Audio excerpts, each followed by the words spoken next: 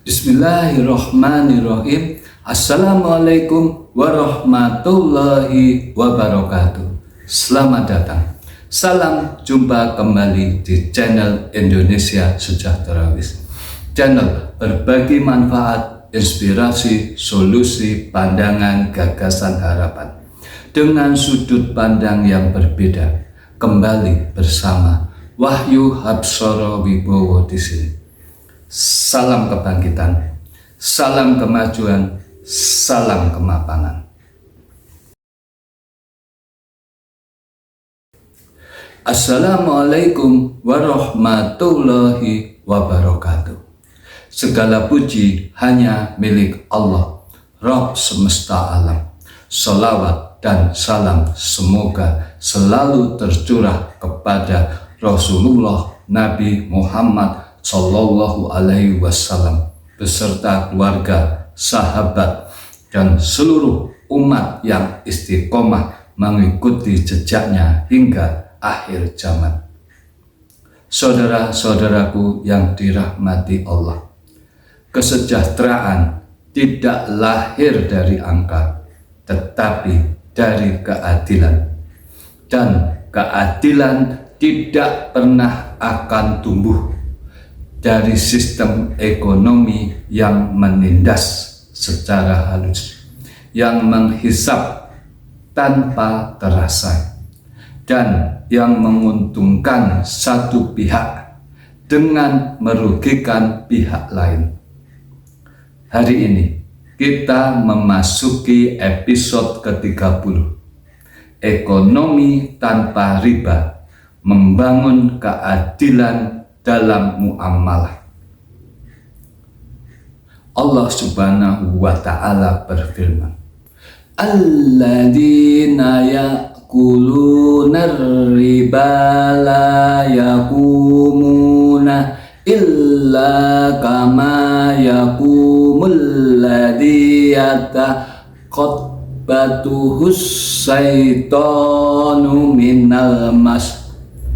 Dzalika bi annahum qalu innamal bai'u mislur riba wa ahallallahu al-bai'a wa harramar riba faman ja'ahu mau'idatum mir bihi fantaha falahu masalaf wa amruhu ilallah wa man ada wa ulaika ashabun nar hum fiha khalidun. Orang-orang yang memakan bertransaksi dengan riba tidak dapat berdiri kecuali seperti orang yang berdiri sempoyongan karena kesurupan setan. Demikian itu terjadi karena mereka berkata bahwa jual beli itu sama dengan riba. Padahal Allah telah menghalalkan jual beli dan mengharamkan riba. Siapapun yang telah sampai kepadanya peringatan dari Tuhannya menyangkut riba, lalu dia berhenti sehingga apa yang telah diperolehnya dahulu menjadi miliknya, dan urusannya terserah kepada Allah. Siapa yang mengulangi transaksi riba, mereka itulah penghuni neraka. Mereka kekal di dalamnya. Allah menghalalkan jual beli dan mengharamkan riba. Quran Surat Al-Baqarah ayat 275. Ayat ini bukan sekadar hukum, ia adalah garis pemisah antara ekonomi yang menyejahterakan dan ekonomi yang merusak tatanan kemanusiaan.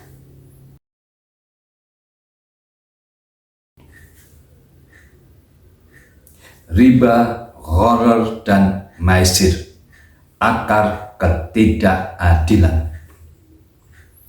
Islam tidak hanya melarang riba, tetapi juga gharar atau ketidakjelasan, dan maisir atau spekulasi berjudi. Mengapa?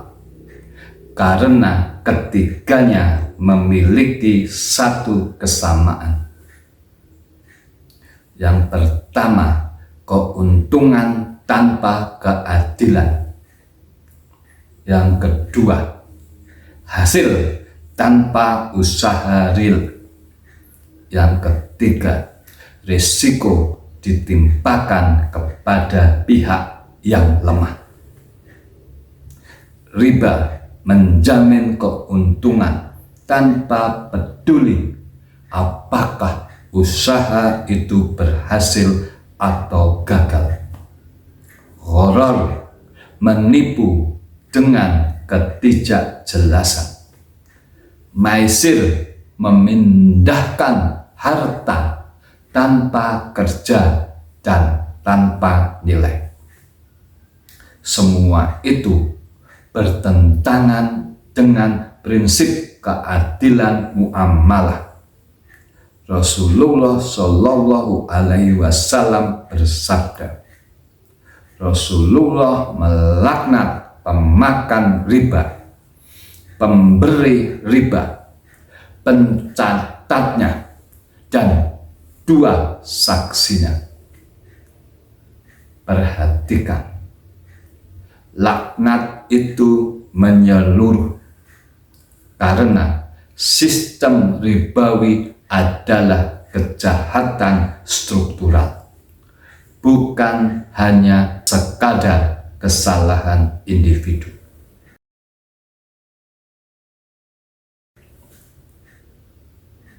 Riba sebagai racun kesejahteraan. Saudaraku, riba tampak menguntungkan di awal, namun merusak dalam jangka panjang. Riba membuat yang kaya semakin aman dengan kekayaannya, membuat yang lemah semakin tercekik dengan kelemahannya, dan mengalirkan kekayaan dari bawah ke atas, serta memutus empati sosial. Yamhaqullahu riba wa yurbis shadaqah, wallahu la yuhibbu kulla kafarin asim. Allah menghilangkan keberkahan dari riba dan menyuburkan sedekah. Allah tidak menyukai setiap orang yang sangat kufur lagi bergelimang dosa.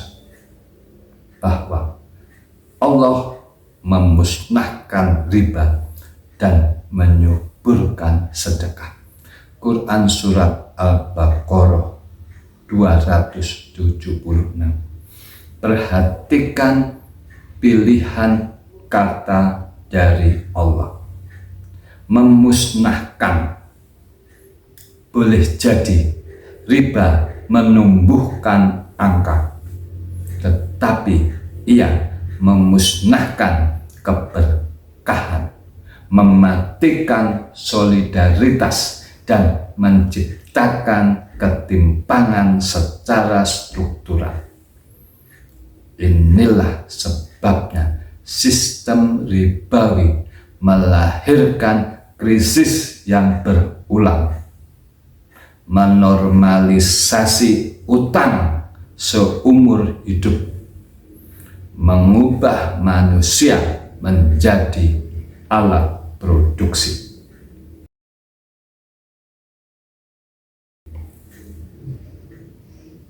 Etika pasar Islami, kejujuran dan amanah. Islam tidak anti pasar. Islam justru memurnikan pasar. Rasulullah Shallallahu Alaihi Wasallam adalah seorang pedagang yang jujur. Beliau Rasulullah Shallallahu Alaihi Wasallam bersabda, pedagang yang jujur dan amanah akan bersama dengan para nabi, siddiqin dan syuhada. Hadis riwayat Tirmidzi. Pasar Islam berdiri di atas kejujuran harga, keterbukaan informasi, keadilan terhadap risiko, juga larangan eksploitasi.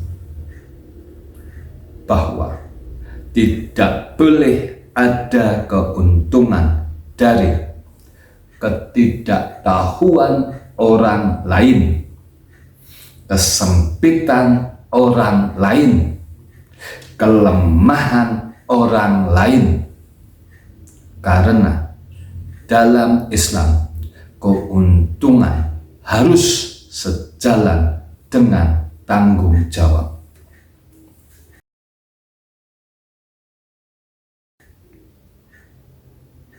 Ekonomi syariah, jalan keseimbangan. Islam menawarkan alternatif nyata. Yang pertama, bagi hasil, bukan bunga. Yang kedua, kemitraan, bukan penindasan. Yang ketiga, produktivitas yang real, bukan spekulasi. Bahwa prinsipnya sederhana. Tidak ada keuntungan tanpa risiko. Tidak ada hasil tanpa kontribusi. Inilah ekonomi yang menjaga martabat manusia, yang menghubungkan kekayaan dengan kebermanfaatan dan menjadikan harta sebagai alat ibadah.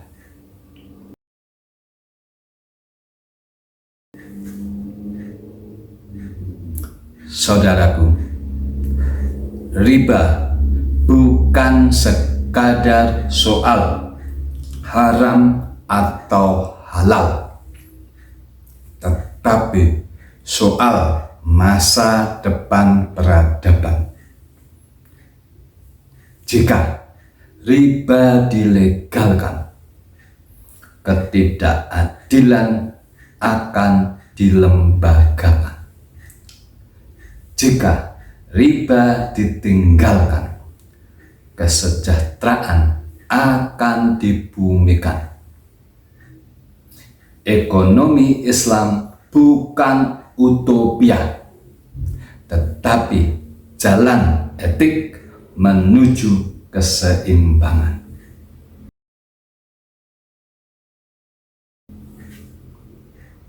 Mari kita tutup episode hari ini dengan berdoa. Ya Allah, tunjukkan kami jalan rezeki yang halal dan berkah.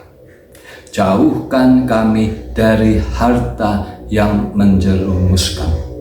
Ya Allah, bersihkan muamalah kami dari riba, dari penipuan, dari ketidakadilan. Jadikan harta di tangan kami sebagai sarana ibadah, bukan sumber kerusakan, bukan menjadikan itu ketidakadilan. Bangunkan dalam diri kami ekonomi yang jujur, adil, dan membawa rahmat bagi sesama. Rabbana taqabbal minna innakas samiul alim. Wassalamualaikum warahmatullahi wabarakatuh. Bahwa martabat kehormatan satu negara harus diperjuangkan oleh diri kita sendiri bersama-sama dengan warga anak bangsa yang ada di dalamnya. Martabat kehormatan tidak akan bisa diperoleh hanya dengan berharap dari hadiah pemberian, apalagi dengan cuma-cuma. Indonesia hebat, bangsa terhormat, rakyat bermartabat, merdeka, merdeka, merdeka.